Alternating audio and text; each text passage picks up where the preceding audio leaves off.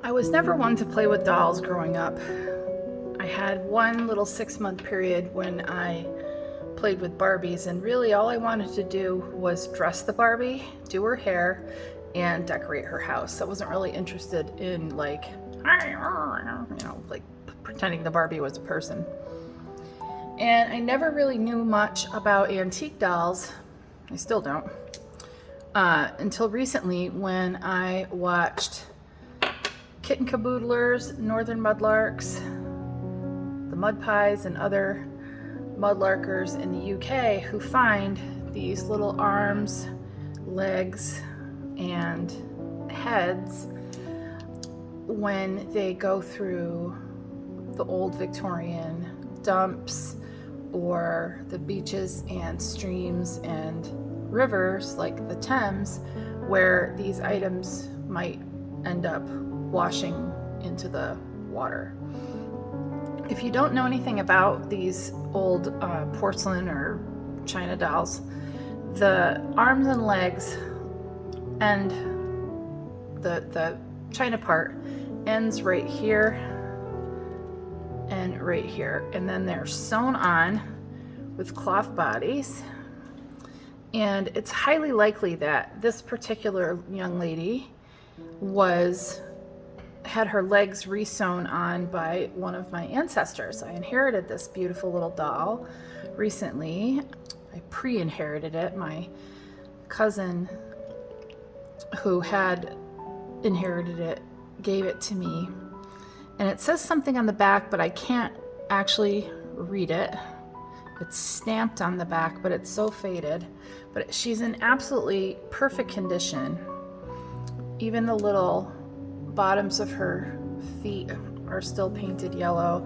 She still has her little painted on garters, and her cute little cheeks are painted.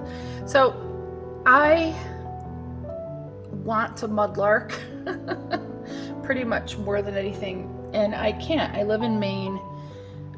If you live in Maine or around Maine and you know of a place where I can mudlark and find doll parts or other things. I'm not as interested in bottles right now because I have a lot of antique bottles that I got on eBay, but please put it in the comments because I would love to do that. So what I'm going to do over the next few videos is I'm going to, hi kitty. What's really funny about this is that the Kitten Caboodlers have a crafting channel where they do their doll crafts. Yes, and they also have a gray cat named Sunny. I have a gray cat named Fuzz McGee. Yeah, but you can't be up here like Sunny is because there's just not enough room.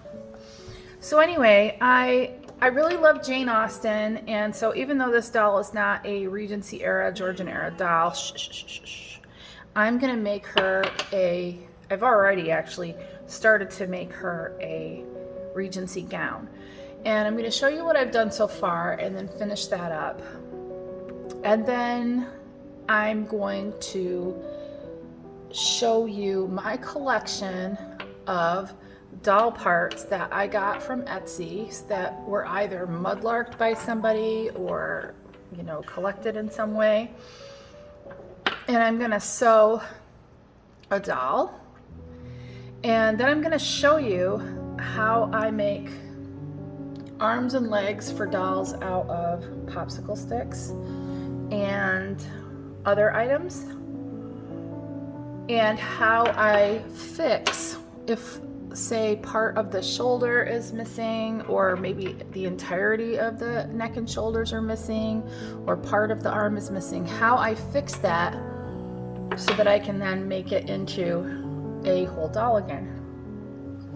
So if that interests you, stay tuned. And while you're waiting for me to make more videos, be sure to check out Kitten Caboodler's crafting channel, where they do a lot of doll crafts, including making amazing little miniatures for their doll's house from items that they've mudlarked.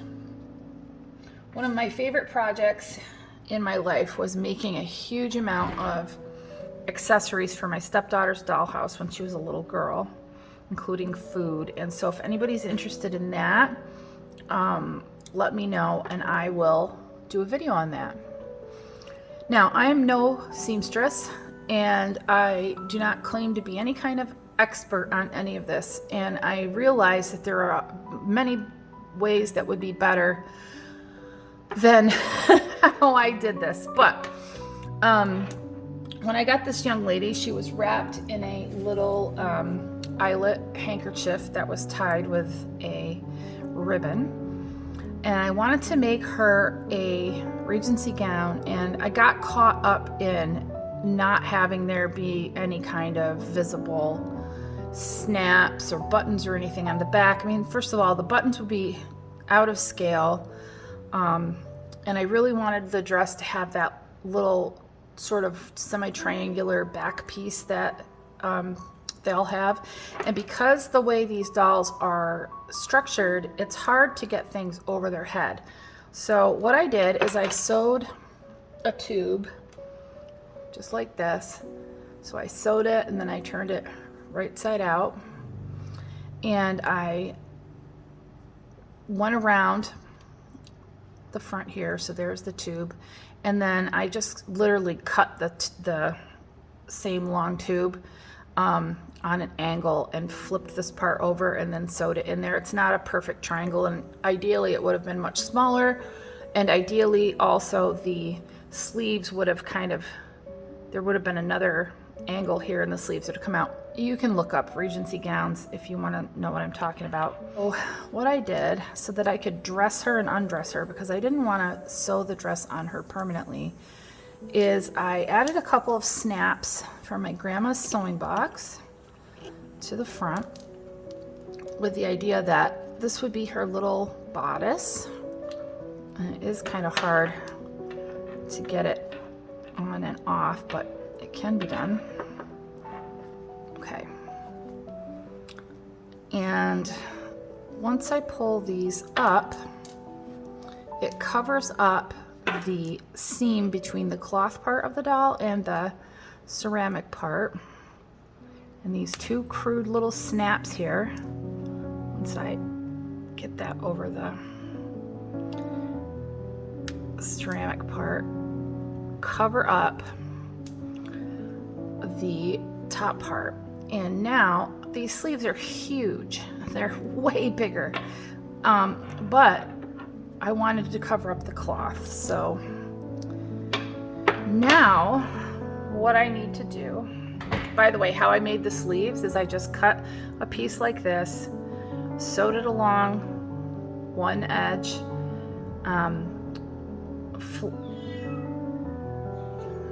first what I did is I hemmed the two long edges and then sewed it along the short edge, and then flipped the whole thing inside out so that I had a tube, and did a running stitch on the top and the bottom to make the poofy sleeves. Running stitch just means you go in and out, in and out, in and out, and then when you pull it, it will gather. Then I made another big long tube out of the skirt, and I gathered the top, and originally the tube went all the way up, but I have unpicked that because I need to be able to get her in and out of this skirt. And I sewed the original ribbon on, and I just need it to be a little bit more gathered on each end. And then in the back here, I'm going to use a little bit of embroidery floss to make a tie. And then this will flip up and we'll cover like this. Well, isn't that going to be pretty? Look, that's very pretty. And then I thought what I would do, just to sort of bring it up a tiny bit, and make the bodice a little bit more bodicey, is I would take a piece of this vintage lace and just gather it up and make it have, you know, tucks, and I would tuck it in there. So I'm gonna do that now. But first I want to just show you what I got at the antique store. So sometimes when you go to the antique store, you can get pieces of old vintage lace and fabric in a grab bag. So this was in a bag for $7.99. And rather than going out to Joann's or some other fabric store and buying a number of different types of whole things of lace or trim, I was able to get a great deal of antique lace and trim in a variety of, some of it's very aged and discolored, and some of it is pretty new. But I've got the right sides together on this ribbon and this skirt, and I'm just gonna I'm going to hand sew because I'm moving. I'm selling this beautiful home that I live in, at least I'm trying to, and I'm gonna be moving, and so I got rid of a lot of my supplies thinking that I needed to downsize. So I'm going to sew this by hand, and it's going to be fairly easy because I've already sewed most of it, and I've just pinned together that corner, that edge where I want it to be gathered. And what I do is I tie a slip knot in the end of my thread right there, and I just go through that slip knot and making sure no pins are embedded in there. I pull that tight, and now I'm just going to sew this with a whip stitch, because again, I'm not interested in perfection here, and I'm not interested in historical accuracy. I just want a dress for my little doll. And so I invite you to do what makes you happy, and if this works out for you, you can make one. And if you want to see me make it from scratch, let me know, because I'm obviously going to dress other dolls that I make on this channel, and so when I do that, I'll share that with you as well. I don't normally, I'm not a doll artist per se. This is just what I'm working on now. I'm a very eclectic artist, and I also am an art instructor. I teach on Skillshare. You can find my classes in the description below. I have several classes, including an abstract painting class, or not really abstract, it's more like a folk art painting class with acrylic paint, and then I have some Procreate iPad art classes and jewelry making classes. And I have plans to make more classes, but again, everything has been put away so that I can show the house at the drop of a hat without having all my supplies cluttering up every surface. And so my teaching has been kind of difficult. You know, I probably don't need a second tie on here. If I tie this, if I tack this ribbon all the way to the end of that opening. So let me just like pin this here briefly and put this on her and see if that will work.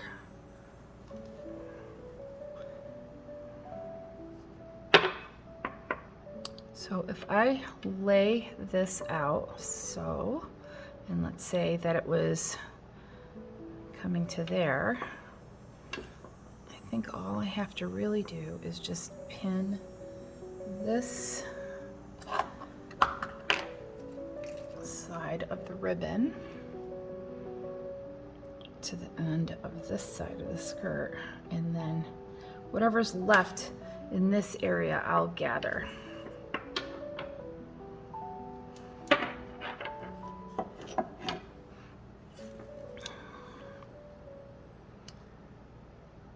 I'm very interested in knowing if anyone sees this video, and if so, how did you find me? Do you already know me? You already familiar with my art, or did you come across me because you were searching for something specific, like Victorian dolls or something? I'm interested in knowing who's here and why, so that I can try to tailor my content to your interests. I have a lot of interests. We're not entirely sure where we're gonna go when we leave here. We are looking forward to having some adventures, and I'm hoping those adventures will include a little bit of mudlarking. I'm really interested in the little bits and pieces that people find, especially finding little bits that I could turn into something for my dolls, because eventually when we have our new house, wherever it might be, in my art studio, I'm hoping to just have a little display. I've always been interested in dioramas. When I was a little kid, I loved creating dioramas. All right, so I've gotten to the end here where this side anyway of the ribbon finishes off. So I'm just gonna tie a knot in that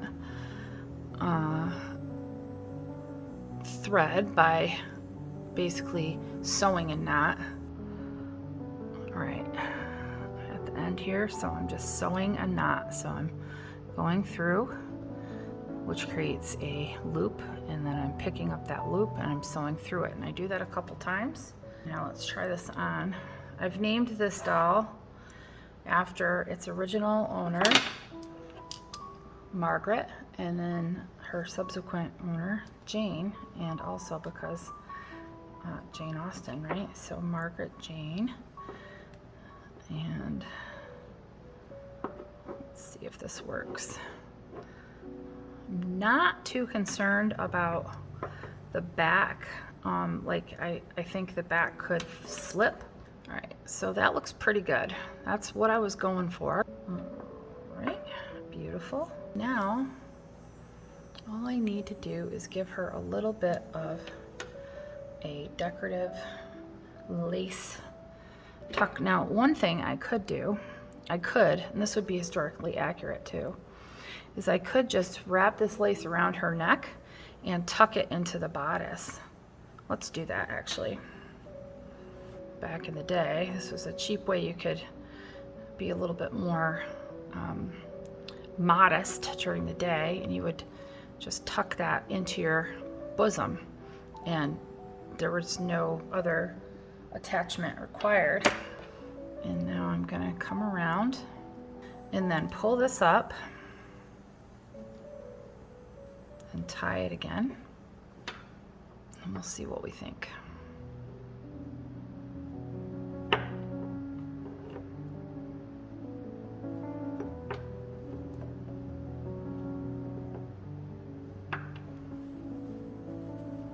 Oh, that's okay. I can live with that for now, until I teach myself a better way to sew a Regency gown.